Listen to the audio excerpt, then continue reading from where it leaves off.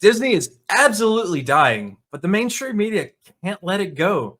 They're coping in every way imaginable to try and make it sound like Disney and Star Wars is absolutely successful, even though we've seen the park first Disney Star Wars shut down after a year. Didn't even make it a full year, I don't think. I just have to double check the dates on that one. Not even a year. We'll go with that one. Somebody can correct me later. But they are still coping, trying to say that Disney is doing well. So the Hollywood Reporter writes this entire article. This is how much Disney has made off of Star Wars and Marvel franchises. But the entire article is absolutely nothing because they're going back to the start of the Marvel franchise. The start of it. Here we go. Marvel has generated some $13.2 billion in value to Disney per the presentation. But they're going all the way back to 2009. And we just saw $1 billion of loss for Disney last year alone. Every bit of money they've made, they have absolutely squandered. And here we go. The 2.9x and 3.3x ROI figures are pulled from the company data and reflect the ratio between the revenue and the investment on titles released following the company's acquisition of Marvel and Star Wars intellectual properties. Revenue reflects aggregate 10-year revenue streams, both generated and expected, directly associated with the release, including theatrical, home entertainment, pay and fee television, and consumer products. And we've seen it with the Reva lightsaber. It was a crowdfund by Disney. I think it was 1,000. No, hold on. I'm trying to remember what. Let me see if I can find that real quick. Reva lightsaber. Here we go. They were looking for 5,000 backers. They only got 1,400, not funded.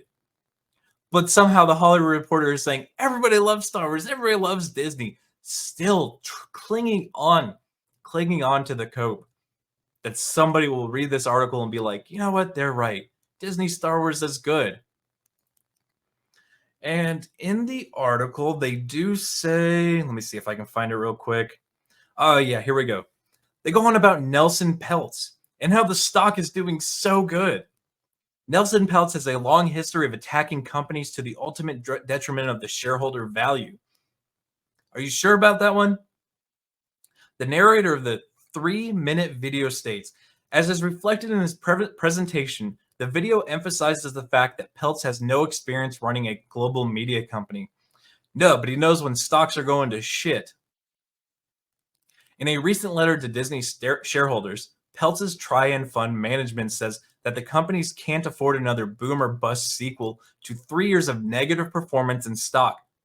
Noting that company stock is up in 2024's first quarter, the hedge fund's letter cast doubt on Disney's ability to deliver or sustain momentum from the announcements made on its strategic plan while patting Peltz's back for the war he's waging on Disney. Without the pressure of our proxy contest pushing Disney to perform, it's unclear if the announcements would have been made better. And what's the stock that they're saying is doing so fantastic here? So here's it from 2021 at $190 a share, and I do think it bumped up to 200 that year. Or yeah, bumped up to 200 that year.